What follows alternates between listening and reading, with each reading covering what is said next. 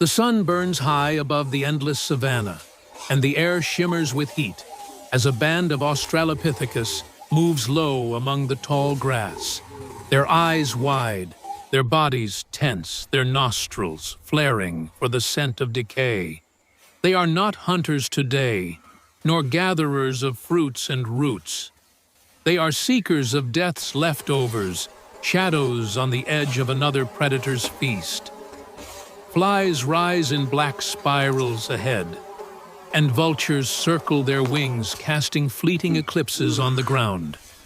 The band advances hunger, gnawing their bellies, ribs pressing against skin, every step driven by the promise of flesh, already torn from bone. One female spots it first, a wildebeest carcass, flank ripped open ribs gleaming like ivory tusks under the sun. The earth around it is stamped with lion tracks, wide and fresh, their edges still moist. Danger is near, yet hunger is nearer. The group hesitates, scanning the horizon, ears pricked for a growl, eyes darting for movement in the grass. A young male, lean and daring, lunges forward, stone in hand. He hacks at the soft belly flesh, tearing strips free. Others rush in their bodies, frantic mouths pulling at bloodied meat faces smeared red with urgency. The feast is not triumph, but theft, a desperate gamble against time. Every bite swallowed is victory over the invisible presence of lions that may return at any moment. The vultures scream above, and in their chorus lies both warning and witness. Suddenly, the grass ripples. A shadow breaks the stillness. The lions have not gone far. Golden eyes pierce from the brush tails, they're lashing with restless fury. The Australopithecus freeze, hearts hammering, fingers tightening on crude stones. The band scatters, but not far. They are bound by the need to protect the young, carried in arms the elders who limp the flesh, already clutched in bloodied hands.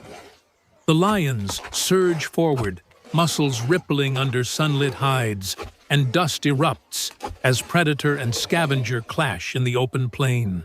Shrieks split the air as one male Australopithecus swings his stone with feral force, striking the muzzle of a lion, buying a heartbeat of escape. Others drag the weak toward the thorny cover of an acacia grove, a living shield of needles against claws and fangs. The lions circle, snarling, reluctant to breach the thorns, their hunger balanced against risk. In that narrow reprieve, the band huddles close, breathing in unison, blood drying on their skin. Scraps of meat gripped tight, as though the world itself would rip them away. For them, survival is not conquest. It is endurance. It is stealing life from the jaws of those stronger, faster, deadlier. As dusk bleeds across the sky, they retreat deeper into the grove, their feast reduced to sinew and marrow, their bodies trembling but alive.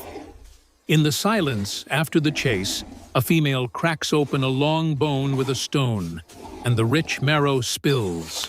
They pass it hand to hand, lips to lips, their hunger softened by unity, their fear dissolved into the rhythm of sharing. What they scavenge tonight will carry them into tomorrow, and tomorrow into another test, another hunt for death's remains.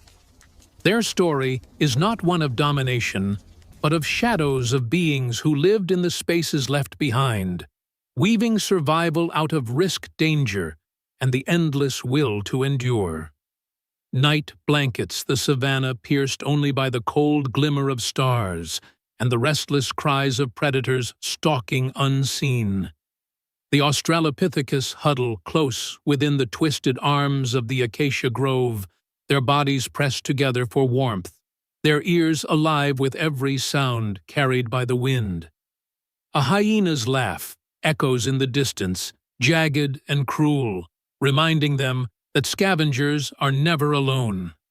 The marrow-filled bones, cracked and emptied earlier, lie discarded, and the band licks their hands clean of grease, the taste of survival lingering like a promise and a curse. Yet the hunger returns, quickly gnawing again at their bellies before the night has ended, for scavenging offers no certainty, only chance. With dawn, they move once more, eyes red from sleeplessness, limbs heavy but driven. Their steps follow the vulture's spiral, those patient sentinels of death whose wings map the geography of carcasses across the land. This time, the trail leads to the banks of a river swollen by the rains. The water glitters deceptively, a mirror hiding danger. On the far side lies the carcass of a young hippo, its massive form half submerged, hide torn open by crocodile jaws. The air reeks of rot and blood, thick enough to choke. Hunger claws at them again, and the band approaches their movements low, cautious. They creep along the mud stones clutched in hands, but as one reaches to tear a strip of flesh, the river explodes. A crocodile's jaws snap shut on empty air, missing by a breath. The band recoils in chaos, shrieking, mud flying as they scramble back to dry ground. One juvenile slips legs, sinking deep, and the beast surges again. In that instant, an elder slams a rock onto its snout bone, and stone clashing with wet thunder. The reptile thrashes enraged, but the blow buys just enough for the young one to be pulled free, their bodies smeared with blood, though not broken. They retreat, panting, trembling, their prize abandoned, but the lesson seared into memory. Scavenging is not only theft from predators above the land, but a dance with death in the water. Still, the river offers more than danger. While they cannot claim the hippo, they scrape dead fish from the muddy shallows, collect floating remains carried downstream, and chew them raw. Their teeth grind scale and sinew, their faces smeared with silver glints of flesh. The sun climbs, drying the riverbank, and vultures gather in greater numbers above. This time the scent leads not to crocodiles, but to the remnants of a zebra, torn by wild dogs and left in pieces across the field. The band advances with more confidence, fending off smaller scavengers with sharp cries and waving arms. They devour in frenzy, every strip a battle against jackals snapping at their legs. The clash of scavengers becomes a ritual of desperation. Fur feathers, stone and bone locked in struggle over what remains of the fallen. When at last they stagger back with scraps clutched in hands, the ground is littered with nothing but trampled earth and scattered bones, testimony to a battlefield where no victor exists, only survivors. And yet for the Australopithecus, each morsel gained carries them forward, feeding the fire of endurance that no predator can extinguish. The savanna burns under the afternoon sun, shadows stretched long across the plain, as the band of Australopithecus drags themselves onward, bellies heavy with scraps, yet never full, eyes sharp with the knowledge that every step is a wager with fate.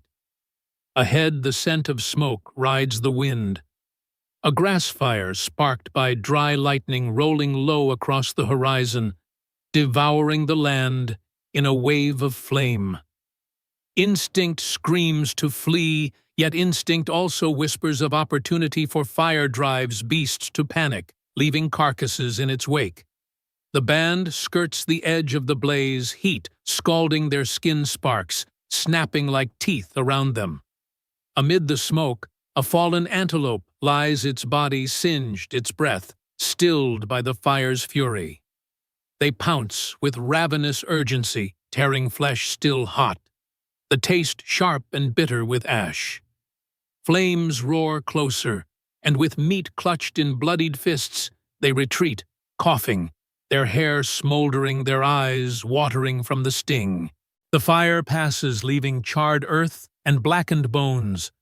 But also proof scavenging is not only about stealing from predators, it is about bending catastrophe itself into sustenance. When the night falls again, the band retreats into a shallow cave at the base of a ridge. They pressed together, bones cracking between stones, marrow dripping like liquid gold, shared hand to hand, lip to lip.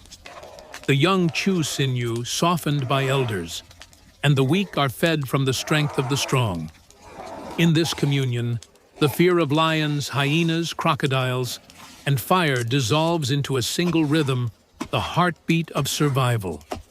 The cave walls flicker with shadows cast by the moon shapes that twist like spirits, recording their silent hymn of existence. Not hunters, not gatherers, but scavengers who endure by daring to live in the wake of death. At dawn, the first laughter rises soft, breathy, but unmistakable. A child gnawing marrow pushes it clumsily into another's hands. For a moment, hunger loosens its grip, and their faces crack into crude smiles. They have endured storm and predator fire and fang, and yet they remain. The savanna stretches endless before them, alive with dangers that will never vanish, but also alive with promise. For these ancestors, survival is not conquest of the world, but unity within it, each day stolen from death, each breath a defiance. And so they step once more onto the plain, bound by hunger, bound by blood, bound by the unbreakable thread of endurance. Their legend is not one of glory, but of persistence, proving that even in a world ruled by predators and disaster, life can find its way forward through scraps, shadows, and the unyielding will to endure.